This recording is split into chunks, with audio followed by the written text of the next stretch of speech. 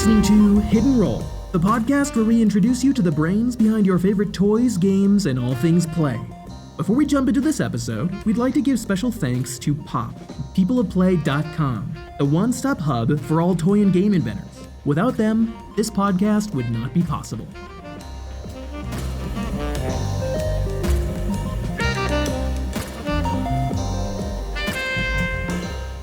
You are listening to Hidden Roll, the podcast that introduces you to the brains behind your favorite toys and games. I am artist, engineer, and game inventor David Yakos. And I'm Branson Faustini, a game designer extraordinaire. Now, there are lots of podcasts out there that talk about toy and game news, reviews, and gameplay, but what we want to do is introduce you to the people who actually make toys and games. Ask the questions, how did you get that idea? How do they make it real? And what were some of the hurdles along the way? And boy, do we have a treat for you today. I would like to welcome Tim Walsh. Tim, thank you for joining us. David, Branson, great to be here. Thanks for inviting me. Thank you. So Tim, you, as a 30-year veteran, I'm just going to run through this a little bit before we dive in. You have had your fingers on a lot of different projects and affected a lot of play around the world. You have written multiple books. Timeless Toys, celebrating a history of play. Whammo Superbook, celebrating 60 years inside of the Fun Factory. You also co-authored Right Brain Red with Ren Geyer, the inventor of Nerf and Twister. Unbelievable, just that breadth of just history in books. You've also co-produced documentaries, including one on the story of the inventor of Operation. Yeah. Amazing documentary. And you're founder of Rue Games and inventor of mass market products that have sold millions and millions of copies. Good Lord. So you're behind a lot of stuff. Well, I'm blessed to play for a living, so I cannot complain. It's been a very interesting journey. Kind of got in the industry by accident, and here I am 31 years later. So it's pretty cool. So did you set out like as a kid? I can picture 10-year-old Tim. I want to be a game inventor. Like, what were you like as a kid? Looking back, I can point to moments when it sort of paved the way. But no, that wasn't the goal. I grew up in a family of 6 kids. We were blue collar, we didn't have a lot of money. So that meant that I remember distinctly one moment was a basketball that popped. And I went to my dad and said, hey, can we get a new basketball? And he's like, no money for that. And all of a sudden it was, what game could I invent with a basketball that wouldn't bounce? And we did a lot of that, making up our own sports. And we were athletic kids, so we were outside playing a lot. And I was born on Christmas early. So I argue that it was, I wanted to get in on all the fun, that's why I had to interrupt Christmas dinner. My mom tells the story. So there were signs that pointed to me being an inventor, but I didn't set out to be. What about like an author and film producer? Was that something you had like in mind as a kid? Again, no. I mean, it's interesting how opportunities come your way. And really, my first game was a game called Tribond, which came out in 1990. And in the promotion of that game on radio stations, I quickly found out that producers didn't want to have me on just to promote a product that I invented, right? But if I would come on and tell the stories of how toys and games were invented, then they were game to have me on multiple times because I would come with a new story. So I started to research the waiter that invented Pictionary and the school teacher who invented Candyland. And pretty soon I had this collection of superficial stories and decided to dig deeper. And that's kind of what led to the book and then the first book. And then as far as the films, I don't know. I think that's just curiosity and sort of a reverence for the older generation. At the time of Toyland, my first film, Milt Levine, who invented Ant Farm, was 92, and Betty James was 89. And I just thought, well, these people aren't going to be around forever. It'd be nice to capture their stories. So that's what led to the films. That's awesome. So kind of going back to the beginning a little bit, what toys and games did you kind of enjoy growing up? Like the early stage. What was the go-to for you? Yeah. Well, again, we didn't have a whole lot of money. So cheap toys were big in our house. I remember Super Ball was big. One of the reasons I wrote the Whammo book is because I love Whammo products, and Frisbee and Hula Hoop and Super Ball. They're all like $1.50. I remember taking a Super Ball. I must have been 7 or 8, and the package showed the ball bouncing over a house, and I had to find out if that could really happen, and it did. So that was a big one. And then Wiffle Ball, I was a big baseball fan, and Wiffle Ball was, $1.50, $2, baseball for confined spaces. And we were sort of in a suburb of New Jersey. So those were 2. And then Big Wheel was probably the 3rd. I loved the ride on Big Wheel. Came out in '69 when I was 4 years old. So perfect timing. That's a classic for sure. Yeah, that's awesome. So with you capturing these giants and the people that invented things like Candyland and capturing their story, that's got to be somewhat inspiring as far as your field of play and field of work. Yeah, absolutely. And I don't need to tell you guys this, and the listeners probably know it too, but it bears repeating that play is sort of, I don't know if it's our Western culture or what, but play isn't valued as much as I think it should be. And it was amazing to me that if you invent a piece of music, say, or create a piece of music that sells 1 million copies, that's a platinum record. You're going to get the cover of Rolling Stone. That's a big deal. If you write a book that sells 1 million copies, that is a New York Times bestseller multiple times over. And you're going to probably, if it's a novel, absolutely be made into a movie, because 1 million books is just an astonishing number. Well, Candyland has sold 150 million copies. And very few people know the woman who invented it. And Jenga has sold, 80 million copies. And very few people know that Leslie Scott from England invented it. And I just thought, these people are so underappreciated. Let's tell their story. So that sort of was the impetus. Yeah, we had Leslie on the other day, and it's inspiring awesome. for sure, just getting to dive into those stories.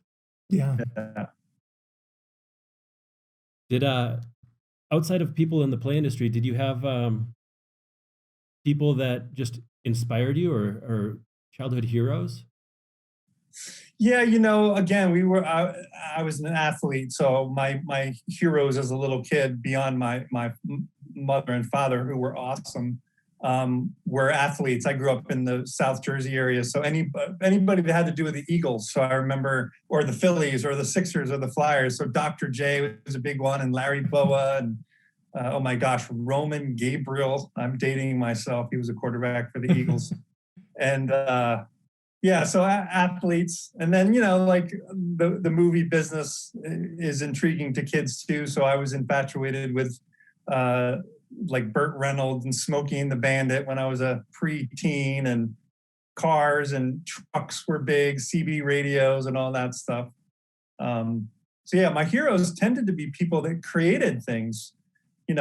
Really great athletes are known, and my company is called the Playmakers for that reason, because yes, I'm creating play, but the other meaning is of a playmaker in sports is someone who makes things happen for his or her team, right?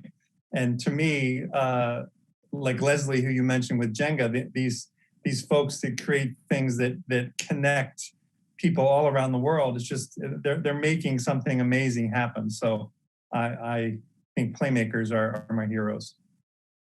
That's awesome. How did you get your start in the toy and game industry? Well, again, looking back, I see moments, but I was on the path of being an exercise therapist or a physical therapist, because I had various injuries playing sports and thought that'd be cool to help people heal up and get back on the court or the field. But when I was a freshman at Colgate University, two buddies of mine and I heard that two of the inventors of Trivial Pursuit went to Colgate, and we thought, that's interesting. And there was a photographer there that was there for a long time, so we figured, he'd know. So we asked them, because I played football. My one partner in Tribond played football. Our other partner played tennis. I played baseball as well in college. And this guy was a sports photographer. So we asked him, he said, oh yeah, those guys came, they played ice hockey. One was a newspaper writer. And anyway, so that just inspired us. We thought, we should invent a game, because the inventors of Trivial Pursuit owned racehorses and golf courses in Canada, because they sold so many copies of Trivial Pursuit. And we didn't have a good idea for a game, though. So that sort of was the end of it, right? That was our freshman year. And then a couple of years later, Pictionary exploded and everyone was playing that game too. And then we thought, if two games right back to back are huge, that must be a sign that we're supposed to do this. So we invented the game Tribond when we were seniors in college, and we didn't come out with it for a couple of years after that, but that was 1990 and the start of my journey in the game business. Wow, that to have an idea like that in college, because we've got, I'm sure listeners that are developing and inventing games all the way down into the younger kids, and there's that difficult path of getting it to or in front of a publisher. Like, what did that look like for you? Was that did you just call somebody up or make a pitch? How? No, it's funny, because we ended up selling 3 million copies of that game, but it was the overnight success that took about 8 years, because we didn't know anyone in the game industry, and Trivial Pursuit came out in 79 in Canada, but really didn't hit big until 84, which was our freshman year.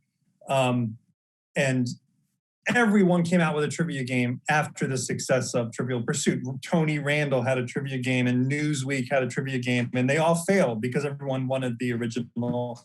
So we thought, maybe we shouldn't do this, but I think there was just enough time between that game, and our game was different. Tribond, if you don't know, is three things with something in common. So it was trivia related, like you might get three actors that played Batman, but you also could get like Florida, a locksmith, and a piano. And what they have in common are they all have keys. Mm-hmm. So that is more lateral thinking than trivia. So it was just different enough, I think, to catch on. But my goodness, that it came out in 1990 at Toy Fair. It was our first trade show. And we sold it out of the trunks of our cars until about 93 or 4. And then found a licensing deal. So we raised money to print the game initially, because we didn't know anyone in the toy business. So we took money from friends and family, formed a company, printed the game, and we ended up licensing it to our printer. And that printer was a company called Patch Products, which today is called Play Monster. So that was quite a journey. Ended up working for them for 9 years, selling Tribond, with them. And that was the long-winded story of how I got into game business. The 8-year overnight success. Exactly. So yeah, everybody I remember just sees the wins. They don't see all the blood, sweat, tears, late nights. No, they don't. And it's I remember a watershed moment for that game was Good Morning America played it for like 4 minutes. In between every commercial break, they would give clues and say, this is a game called Tribond. And we weren't in any real mass market stores at that point. So we didn't get much leverage out of that particular episode in terms of sales. But then from there, it sort of ballooned out. So very thankful for that. Nice. That's awesome. Now, the game, Tribond had a board with pawns at some point. But also, I believe it sort of evolved a little bit to get rid of the board. At least there's a variation where you just were collecting cards. That's one of those, I guess, gaming mechanics that we're seeing a little bit trending as far as people removing cards. The big one I know is, we would play Balderdash, and Sure. Nobody I know kept the board and the pawns. It was all just about the cards, right? Because that's all you needed for a good night, Sure. good fun time. We've seen that in Cards Against Humanity, which was, I guess, But never had a board, but it's that apples that to movement. apples, Yeah, it's the- backing up. And so those types of trends are there certain things in the play space that you think are more of timeless, that these are some of the recipes, no matter 30 years ago, 15 years ago, today, that it is necessary for the recipe of fun as a playmaker? Sure. Well, it's interesting, Brian Hirsch, who invented Outburst and a number of other games, he was the first person that I heard call games social lubricants, right? They're just a way for people to get together socially and have fun. And for anyone that's played any trivia game for that matter, but particularly Trivial Pursuit, it wasn't so much the questions, they certainly were fun, but it was the conversations that the questions elicited, right? So you answer a question about Gilligan's Island, and then inevitably it's like, yeah, the professor could make a phone out of a coconut, but he couldn't fix a hole in a boat. Come on, that's ridiculous. You'd make these comments about all the TV shows and movies and whatever. So I think the best games sort of just get people together. That's why I'm a fan of traditional play, because I don't think there's nothing can replace sitting across the table from someone. There's so many micro muscles in people's faces and the way their eyes narrow that you're never going to get across the internet. You have to sit across from someone. So I think that's the meta, big thing that I think tabletop play does. But yeah, there's certainly trends. You mentioned the deck of cards. That was Trivial Pursuit, and a collated card deck where they're cut in sheets and then collated into a box was a way to deliver a lot of content, relatively inexpensively. And I know the story of Pictionary. The famous story is the inventor, Rob Angel, had that game made and the printer misquoted it because they didn't realize that every card was different. And they said, oh, it's going to be 10 times more than we quoted. And Rob and his partners ended up collating the cards themselves with like shoe boxes around the apartment, taking a deck and here's card one, here's card one, here's card one, here's card two, here's card. And they collated the entire first run of Pictionary by hand. I always thought, wow, that's amazing. But yeah, there's and guys have to cut me off because I'll just ramble. But I in my 30 years, people always predict the end of tabletop games. I remember when Trivial Pursuit came out, Pac-Man was huge, and coin-operated games was huge, and people said, Mattel had the handheld quarterback game, and everyone said if it doesn't have batteries or it's not plugged in, it's dead. And then along comes a paper game that sells 20 million copies, right? So. And then when the internet exploded, everyone said, oh, board games are dead, man. Everyone's going to play online. And then you had, Bananagrams and Cranium and all these hit games come out. So I think high tech and traditional games will always coexist. That's glorious. Yeah. I love that notion of like the social lubricant. Even now in this COVID era, where everybody's playing across Zoom, one of the things that is necessary beyond food, water, and shelter is human connection. And there's something about sitting across the table or around the living room where you are really getting, it's like true friendship, true game fights, true whatever that is required for just real human connection. And that social lubricant, it's like alcohol for fun. Yeah. And parenting too, and teaching, kids that won't open up to their parents with a direct question. If you can just get them around a table playing a game or eating a meal, parents have long known that's when the conversation start happening and you learn what's going on in their world and in their day. And games are a social lubricant to help facilitate the relationship with a parent and a kid or a child and the information that they're trying to learn, right? So play is an amazing way to teach kids anything you want to teach them. If it's fun, they'll want to do it, right? So those are two other ways that play really creates some engaging things. So being somebody that's had their finger, kind of on the pulse for decades, and seeing like, hey, these are the tenets of play, and we have seen technology kind of come through and change things. Are you seeing some trends now happening that are different from 5-10 years ago, that we're going to be seeing more play patterns or things that are going to be more popular for kids and adults alike? Sadly, of course, if I knew what was going to be popular, I would have invented it already. It comes out this October. Yeah, exactly. There you go.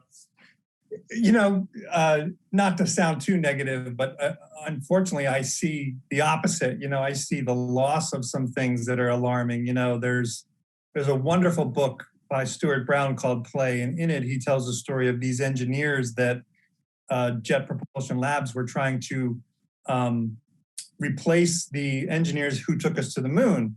And they were getting up there in age and they were retiring. And they had hired these wonderfully brilliant kids, from Stanford and MIT and, geniuses, but they couldn't problem solve as well as the older engineers, credibly book smart.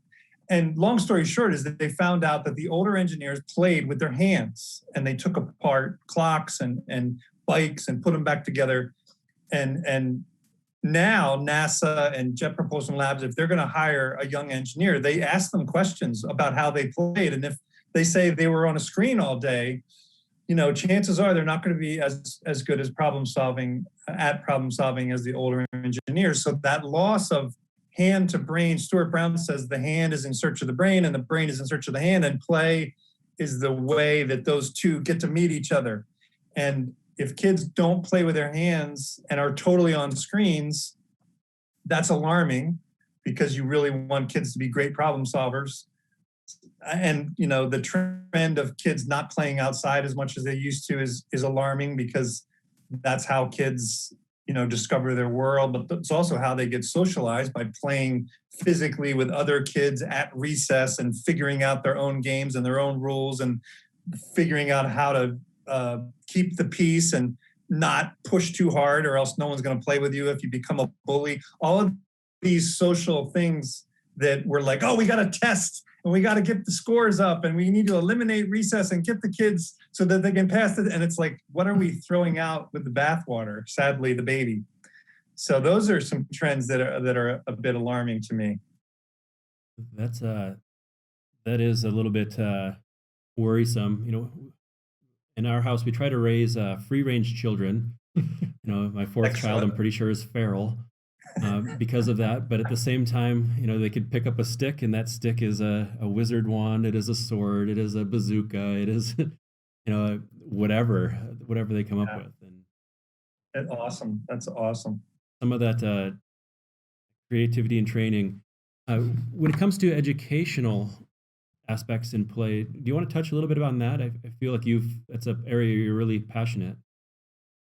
Yeah, I can't emphasize enough that in my own life too, just the idea of curiosity. You mentioned the books and the films. I think the big reason I would do anything like that would be I'm just curious to know why, this happened, or what's the story behind this. And it's just the flip side of what I just said is it's an amazing time to be alive as a kid, because anything you want to find out, you can find out, right? You don't have to find a library or go, when we it sounds so old, 30 miles to the nearest library. The internet's just amazing. I mean, and David and I, we've talked about this. A compressor in my refrigerator broke, and I was able to find a YouTube video with my refrigerator and bought a $20 part and fixed it myself. Without the internet, there is zero chance that would happen. Well, also the fact that you played with your hands as a kid, otherwise there was zero chance that you'd have been able to fix that. Right. Might as well work for NASA. So, No, Blurt is one of my best-selling games, and that came directly out of a classroom. My wife is a teacher, and she was in a third grade classroom. She asked me to come into the classroom to read to the kids at the end of the year while she tested some other kids. And I was failing miserably at my job of just keeping these kids quiet, because every book I pulled off the shelf, they had already read and heard, and they were just like rolling their eye. You can imagine the end of the school year. Oh, please, this guy is boring us to death. They wanted nothing to do with me. And I pulled a children's dictionary off the shelf. I, to this day, still don't know why. And like one of the first pages, I said, "What's the nut of an oak tree?" And this kid was like, "Oak nut." And I was like, "No, it's an acorn, but that's pretty funny." And I like turned a couple pages, and the next definition I remember was the first meal of the day. And this other kid was like, "Waffles." I was like, "Oh, I was looking for breakfast, but that's pretty funny." And literally invented the game. Blurt is a definition, and the kids blurt out the word. And so great game, wonderfully blessed to have that game. But the bigger picture there was the power of play, because 20 seconds ago, these kids wanted nothing to do with me. And by introducing play, they not only were they listening to me, they were literally like leaning forward, and I was like, a round ball with a map of the world on it, and they're like, "Globe," and they're like, they were literally hanging on every word as I read it. So I was like, wow, that is amazing, from not even caring if I was in front of them or not, to riveted to everything I was saying. I was like, wow, that's the power of play. So that was a cool moment. Blurt, what a good name too. Mm-hmm. There's a funny story behind that too, because as you guys know, it's hard to come up with good names, right? Like, so the prototype for Blurt was called Deaf Fun, F-U-N, Nitions, Deaf Fun Nitions. And my wife was a teacher, and she was like, "You can't misspell a word for the title of a word game. You just can't do it." She was so against definitions. And at the time, Outburst was a hugely popular game. And to me, an outburst is negative. If I have an outburst, it's like I'm being rude or something, right? And I remember Blurt, I was thinking that's a great name. And I was like, well, there's no way that's available, because that's a hilarious word, Blurt. And it was. I couldn't believe it. So yeah, that's a great name. And thank you, Sarah, my wife, for convincing me that Deaf It's a much better name. She was right. Right. And it was Ren Geyer, who you co-authored that Right Brain Red with. He was saying, if you want to have fun, break a rule. And if you're in class, you raise your hand. You don't just blurt something out. And exactly. So you broke a rule to make some fun there. Yes, and I did. That was not on purpose. I'd love to say I had that stroke of genius, but that was not. It was when he told me that I thought back, and I was like, oh yeah, you're right. That's a broken rule that worked out for me. So Branson and I really like to get into a lot of games that are quite strategic, where you end up hours and hours. But Blurt is relatively simple. Yeah, and I must admit that a lot of my games are, and I think that's not necessarily a good thing. I have plenty of my share of rejections where I'm sure people are like, that there's not enough to this, right? The worst review I ever got was Dice Tower. I love Tom Bassel from Dice Tower, and I sent him a Blurt game, and he reviewed it. You got to go check it out, because it's hilarious. Because he was like, he explains the game, and he's like, we played it, and people seem to really like it, but it's just, I don't know. And then he'd say, yeah, I just don't. This game isn't for me. But people really had a lot of fun, and he must have said that people had fun like 4 times while he was saying it's not a very good game. So I totally respect his opinion, but I just love that review, because I was like, that's in a nutshell. Not much to it, but the bottom line is it was fun, so that's good. He's definitely got his pulse on the gamer games for sure. Yeah, no, he's great. Well, there's beauty in simplicity, That's how I tend to look at it, and it's in my own world, simple games seem to be my favorite. I gravitate toward that.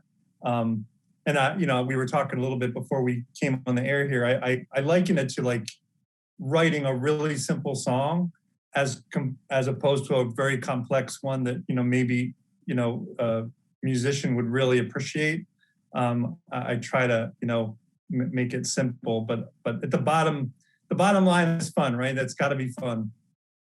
And that's another thing we see quite a bit, because you're focusing on like that mass market. We want to reach everybody between a 7-year-old that's sitting around the table with mom and dad, or grandma and grandpa, and to have a mass market game that has that appeal, you can't have more than a couple of rules. You can't convince everybody to sit down and play, hey, we're going to play this 2-hour game, but let me read this rule manual for the next 40 minutes. Yeah, that's an interesting trend. Like, I think when I look back at Parcheesi, of course, chess, Monopoly is a big one, right? A lot of people are fond of saying if Monopoly came out today, it would fail because the rules are pretty complicated. I think older games, we had a bigger attention span. I think there's a reason why Lionel trains and erector sets and things that take a lot of time to sort of build have sort of waned in popularity, because I think our attention span, because of technology, perhaps, hard to say, it is shorter. Obviously, a lot of the Euro games that are quite complicated are selling very well. So there's a segment of that population that enjoy that. But I think for the mass market, yeah, it's that simple, let's get into it. The other thing that plays into that, though, is the fact that I called my first book Timeless Toys, because toys are weird in this regard. Like, you think about Monopoly coming out during the Depression. Monopoly still sells millions of copies a year. It's still in every mass market store in the country, or if not the world. And yet every other entertainment choice from 1932 is not the hit song from 32 isn't on a top 10 Billboard chart, and that the biggest book, the biggest movie, or they didn't have movies then, right? Or they did. They didn't have radio yet. They're all gone, or you can find them in a library somewhere or search them on the internet, but Monopoly still sells, and you can pick any game from any era. And the same thing in 1949, when Clue was huge, and Candyland and Cootie, they all came out in 49. I think White Christmas was the #1 song from 49. Well, White Christmas isn't in the Billboard top 20, but if you have a new game and you want to get in a mass market shelf, you have to compete with Clue and Candyland and Cootie and all those games. So I think I am getting back to your question. I think another reason why rules have to be short is because most games are generational. You buy Candyland for your grandkid because you played with Candyland when you were 5 years old. And you don't really need to learn it because you played with it as a kid, and now you can teach it to the next generation. So yeah, that makes it a lot easier when your game's been around for 30, 40 years, right? Yeah, the more complex a game, the more necessary there almost needs to be an ambassador. Somebody, Exactly. That's the thing, I play, not to get on a tangent, but I play really complicated games, right? Sure. I just got a game the other day that came in a box, this big. And the rule book was the size of the box, right?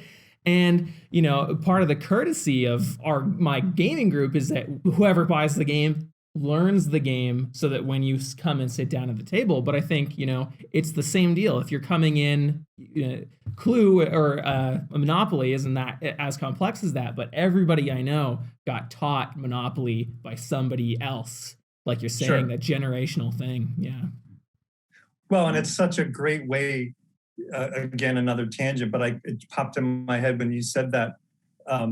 What a great way to teach anything is being an ambassador for it, right? Instead of opening up a book and saying, we're going to learn about this. It's like, now I'm going to share my experience on this topic with you, which is kind of what you guys are doing here. So yeah.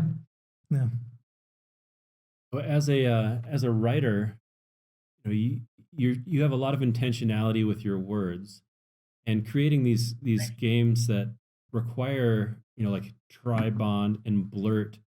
Uh, it's a bit tricky when it comes to having a card and having the content that that applies to everyone. I know I've sat down to play some of the older Trivial Pursuits or things with my kids, and they're like, "We have no idea who all these like celebrities are." It's like, what do you mean you don't know who Michael Jordan is, for crying out loud? like, like, it's like, how do you Yeah. broach that and appeal to such a wide range of audience?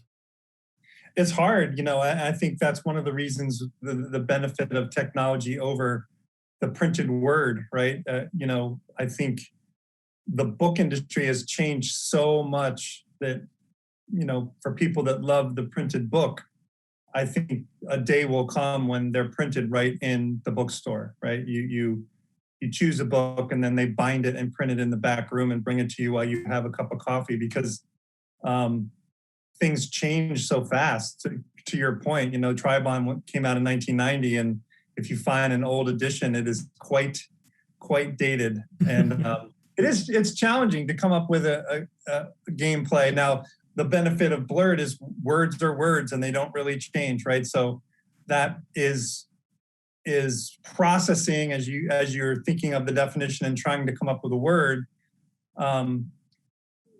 So that, and a lot of older people, I remember a woman writing me saying that she was a therapist in a geriatric home, and of course, cognitively, a lot of older folks struggle with recalling things, and she uses Blurt all the time. And she was telling me how this Navy guy, old Navy retired admiral, I think it was playing Blurt with his wife, and it was a round window on the side of a boat, and his wife blurted out porthole before him, and he was like, "I was in the Navy for 30 years. You'd think I would get that before her." But yeah, that's tricky. That's always hard. That's why it's not so simple to come up with a card-based game, because you have to try to appeal to a broad audience, which is tricky. It's definitely a lot of forethought that goes into that.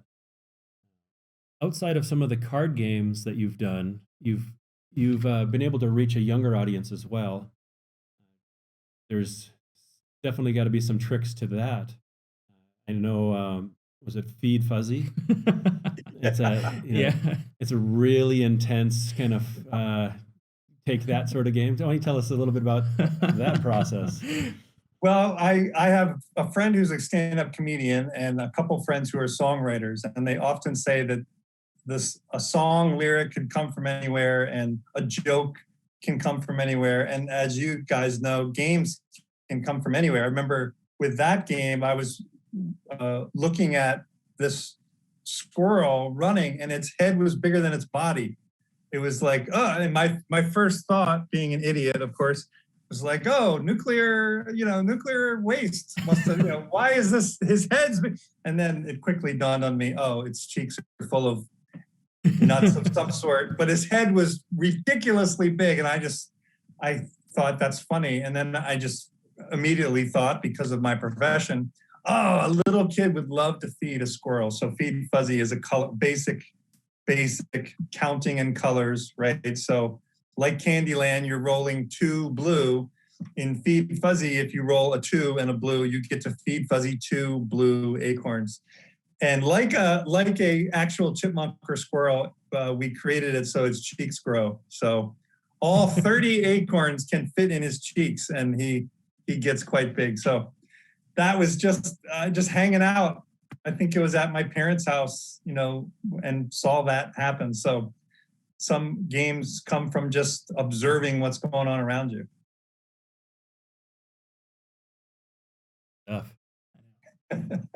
The moment I saw it, I wanted it. It's such a great little like image too. It's just so fun. I don't know. Yeah. Appealed to me. Thanks. Well, we're gonna have after work tournaments tonight. That's funny.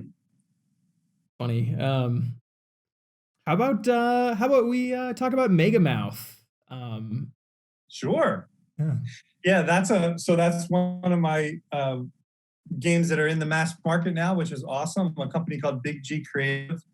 And that also was an observation. So before COVID, I was in Taiwan. I have in Rue Games, I have dear friends who I'm partners with in that company. And I go there typically in the summer, although it didn't happen last summer or this summer, but I go there to brainstorm ideas. And 2 or 3 years ago, I was there. And in Taiwan, when you're serving food in a grocery store, it's like samples to consumers, you have to have a face shield.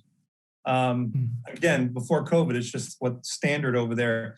And this woman was serving crackers to people, and she had this plastic, flexible, curved screen in front of her mouth. And I was just looking at her, and the benefit of not speaking the language, right? You're just sitting there zoning out, looking around, waiting for your friends to finish shopping.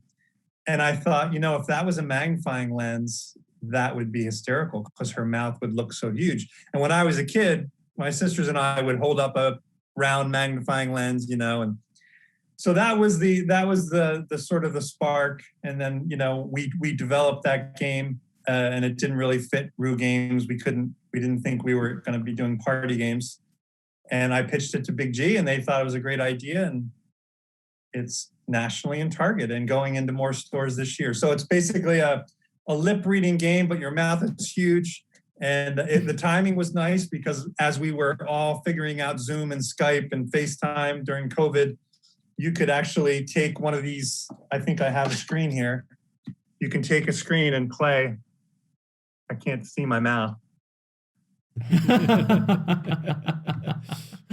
You can, you read, you look like read a lips in Muppet. the category. So it might be Star Wars characters.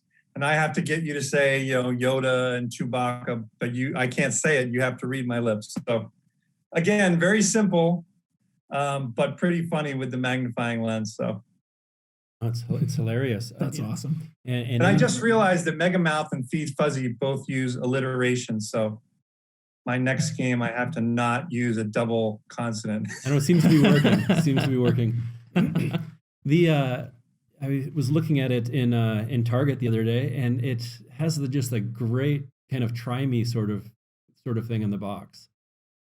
Yeah, it's funny these moments. One of the developers that worked for Big G was in Nuremberg at a trade show, and we had agreed on a deal, and he was working on the box, and I was thinking about that, and we were chatting, and we both kind of came up with the idea of, well, if you made it in a window and put the magnifying lens, captured it in that window, if I held up the box, you could actually see a giant mouth at store level. And he was like, we got to do that. We got to figure that out. So that's pretty cool that they did that. Pretty clever packaging design. And it was I think they played it on the Today Show, and it got nominated for a Game of the Year with a People of Play award. So very, very cool.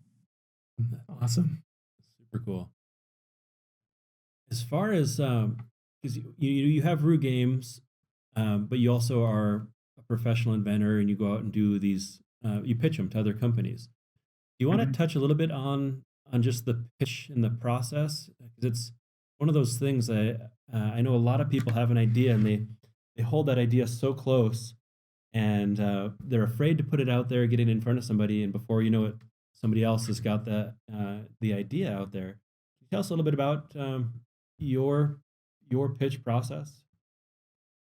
Yeah, for 9 years when I worked at Patch Products, I was the gatekeeper. I was the inventor relations person. So I've been on that side of the table. And, I remember distinctly a call from a guy who's like, I got this great idea for a game. And I said, oh, okay, well, we have a submission process. You send it in. He goes, oh, I'm worried you're gonna knock it off. And I said, oh, well, we wouldn't do that, but okay, then don't send it in. But it's a great idea. Okay, well then send it in. But you might knock it off. And it was like this circular conversation. And I had to say, listen, you'll miss 100% of the shots you never take. So I can't convince you to send it in. But so yeah, there is a bit of that in the inventor world, that fear. In my experience, while there is simultaneous invention, I and if you have a toy that's a huge hit, will people bring out something similar? Yeah, that can happen. But I've never heard in 31 years of someone pitching something, getting a no, and then someone purposely knocking it off.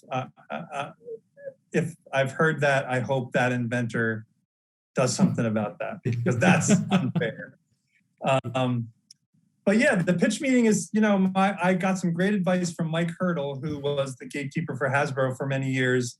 And his greatest advice to me was get to the play immediately. I tend, if you haven't noticed already, tend to be a bit wordy. You don't want to talk during a pitch meeting about how great the game is. You want to get right to it. So that would be my biggest advice, is just to get right to the play. And then to directly answer your question, nowadays you need a video. Every toy and game company asks for a video of your product in action. And with board games, I think it's not as necessary as a toy, but still, a picture says 1,000 words, right? And a video says 1,000,000 words that you could never say on a cell sheet. So the video is really important. And now, it's pretty easy with an iPhone to make a pretty compelling video with simple editing software. So yeah, those would be the two things. Get to the play and do a video of your product.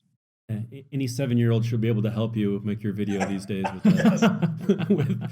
with an Oh, iPhone. and by the way, I moderated a panel for the people of play, and it was all about pitching. And the panel was full of people from all the major toy companies, and it was really a great sort of crash course in how to pitch your product. So go to peopleofplay.com and seek that out, because that and I'm not saying because I moderated, it was much more the people that fielded the questions that it was really beneficial. Yeah, People of Play is an amazing community. For anybody wanting to get into the industry, it's probably one of the first stops when it comes to, Yeah, I have a fondness for them. In fact, whenever I have any colored shirt, I'm able to transform it into People of Play shirt. So whenever I'm on a Is that a Zoom sticker? call, You just change your shirt right there from Rue to People of Play. or like, hey, where did you get that shirt? And I was like, oh, I've got connections. That's glorious. That's awesome. Yeah, as a community, though, being able to get your idea in front of so many different invention scouts, or the gatekeepers, if you will. And we've talked about this, David. I mean, that's where you and I met years ago.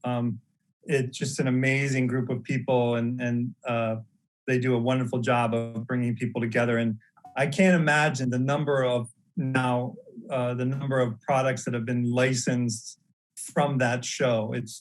It would boggle the mind. It's got to be, $500 million worth of retail product, if not more, right? Because I hear of so many deals being made there. So if you're a young inventor, or even an inventor that doesn't pitch that often, and you want to, pitch more, then that would be the show to go to. You don't want anybody to see your idea, don't show it. 100% chance you won't place it. What about some of the difficulties or the hurdles? Sure. Coming up with a new concept, that there's no excuse now with the internet to spend all this time working on something only to find out that it's kind of been done. I mean, if you have a good idea, I think the first thing you got to do is go out there and try to find it. As scary as that is, because we've all had ideas that we think are great, and then you do a little searching, you're like, it's kind of already out there. I remember when I was at Patch, someone pitching a game, he was so excited about it, and he's like, oh yeah, you draw, and you guess what the other person's drawing. It's like, yeah, there's a game called Pictionary that you might want to check that out. And then price point, oh my gosh, there's so many hurdles. Price point's a big one. A lot of inventors come up with games that are $50, $60, and unless there's something that is very complex with a lot of components, no one's going to pay that much money for a game. Simple games have to be $19.99 or $24.99. So price point's important. I've invented things that I think were great, but there's no place where they fit in a store. That's kind of sad, but you think of a mass market store as a map, and here's where the board games are, and here's where the crafting things are, and etc. And I remember I came up with a thing that was sort of a high-tech app-enabled craft, and everyone I showed it to thought it was hilarious and great, but they were like, it doesn't fit in the craft section, and it doesn't fit in electronic, and there's no home for it. So, and I'm actually helping an inventor now. He pitched me something, and I was like, this isn't an outdoor toy, and it's not really a sport. Like, where does it go? So that's definitely a hurdle. You know, it has to live somewhere in a store, although with Amazon, that's, you know, of course, changing. Wow, there's so many hurdles. Concise communication, we touched on that, because you have to remember, when you pitch a gatekeeper at a game company, they have to in turn go and sell your concept to their team. Hence the importance of the video, right? You want that to speak for you, but you're not going to be there. So anyone inventing a game, your rules have to be so simple and self-explanatory, because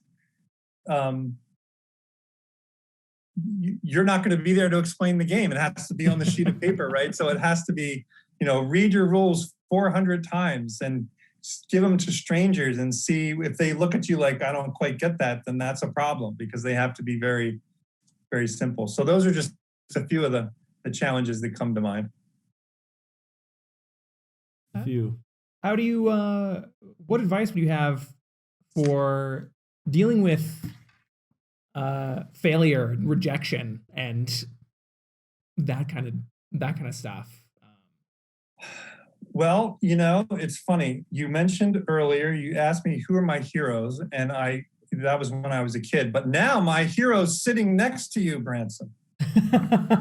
Because David shared with me I won't give the number, because he may not, I don't know if you care about the number, but a lot of rejection. And I have another dear friend in the toy industry, Peggy Brown, and both of them are so prolific, and they've heard no a lot.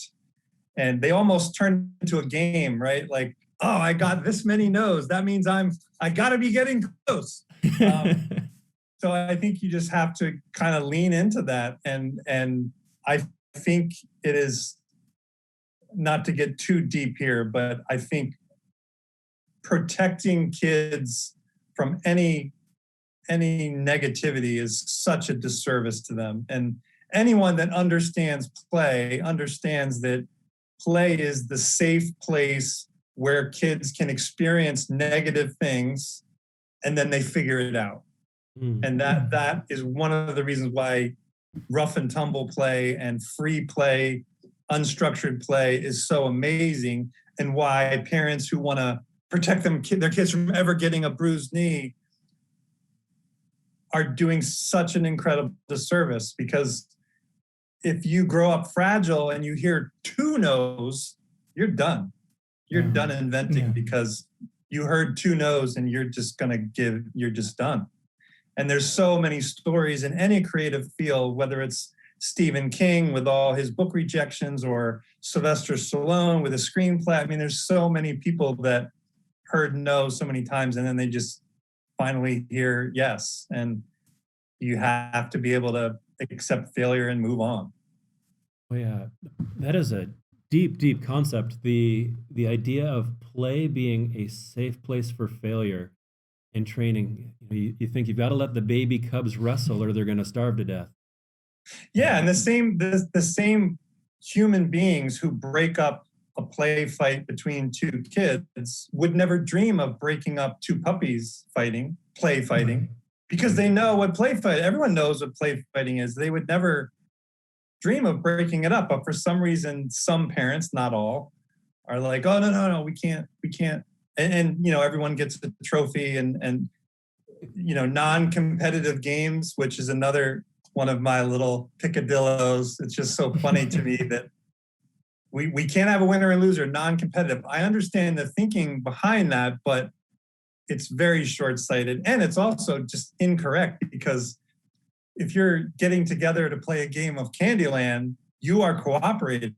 because if you bring a bowling ball to a game of Candyland, you have to agree and cooperate. Okay, we're going to take turns. You're going to be blue and Branson's going to be red and I'm going to be green. So I can't move the blue piece because I'm not blue.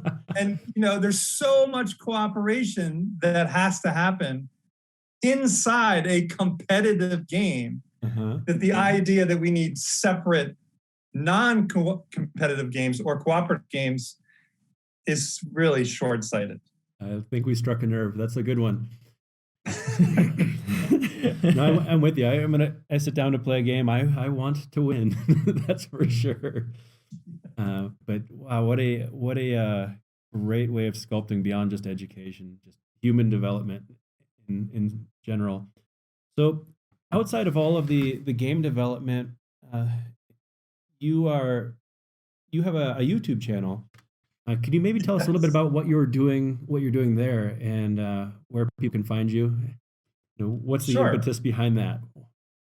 Yeah, that came out during COVID. It was about a month into COVID, and I was consuming way too much Netflix and just consuming. And I just became disgusted with myself and said, I got to create stuff. I can't just be consuming all the time. And I just, on a whim, I think it was National Crayon Day, and I'm embarrassed by the first video was on Crayola crayons, and it's pretty rough, as far as video and sound and all that good stuff. But basically, I said, I wanted to create, but then I had, because of the books, and I did a lot of the photography, or had it done, but I own the rights to a lot of the photos in my books because I did it myself, and had interviews from a lot of people from the 2 documentary films. And I thought, well, I've got all this content. I'm going to launch a YouTube channel. So it's called Seize the Play. And Where's the Fun From is the playlist of all about toys and games. But it's basically just celebrating inventors and telling the stories behind where Rock'em Sock'em Robots came from and where Big Wheel came from. Sort of there's no real structure. Some of them are 4 minutes, some of them are 9 minutes. It's just however long it takes to tell the story. And it's been a real fun project. It's a passion project. Certainly not a money maker. 500 subscribers, I think, or something like that. But it's been fun to do. That's awesome. A lot to get out. Well, before we wrap things up, we want to just play a quick game of hidden roll dice. Just see what kind of questions might populate here real quick. And so we're just gonna. All right. Branson is gonna do some surrogate rolling for you. Okay. And we're gonna. So whatever pops into your mind, go ahead and answer. And what happens if he takes too long? Bzzz. Branson's just gonna buzz you.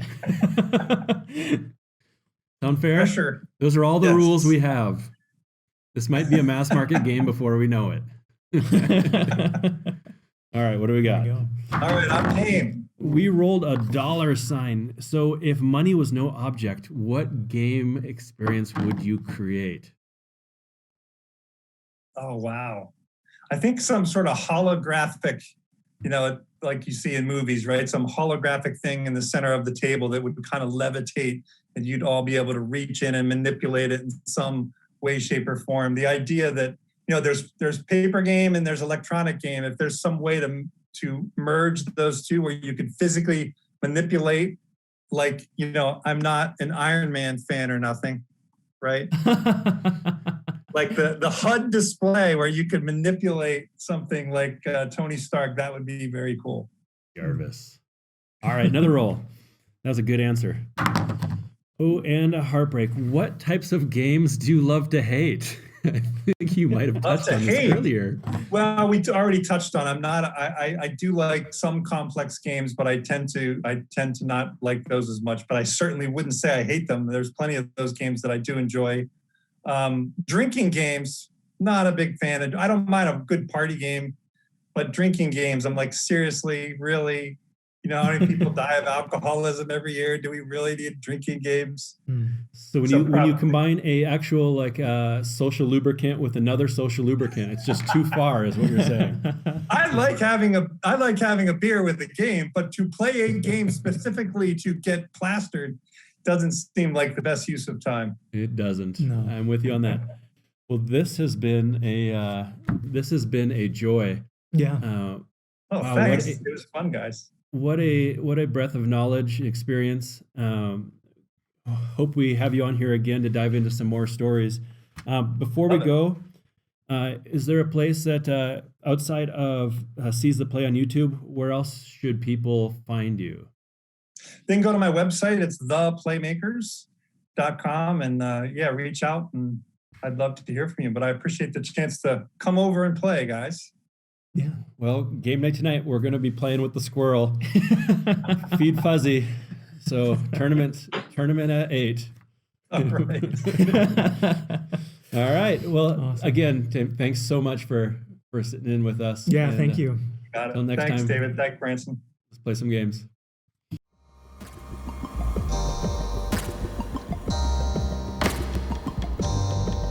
This has been Hidden Roll, the brains behind your favorite toys, games, and all things play. If you like what we're doing, the best way that you can support us is to like, thumbs up, comment, or leave a review and share us with your favorite brains. Follow Hidden Roll Podcast anywhere that podcasts can be found. If you want to see our beautiful faces, all of our content is also available to watch on YouTube. If you know of someone who would be a great fit to appear in our podcast, or if you'd like to learn the story behind any toy or game, let us know on our social media pages, Facebook, Twitter, Instagram, or TikTok, or send us an inquiry at www.hiddenrollpodcast.com/suggestions. That's Hidden Roll, ROLE, podcast.com. Once again, special thanks to Pop, People of Play, the one-stop hub for all toy and game inventors. Visit www.peopleofplay.com to learn more.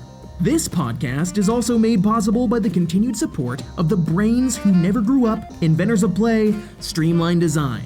Thanks for listening, and we'll see you next time.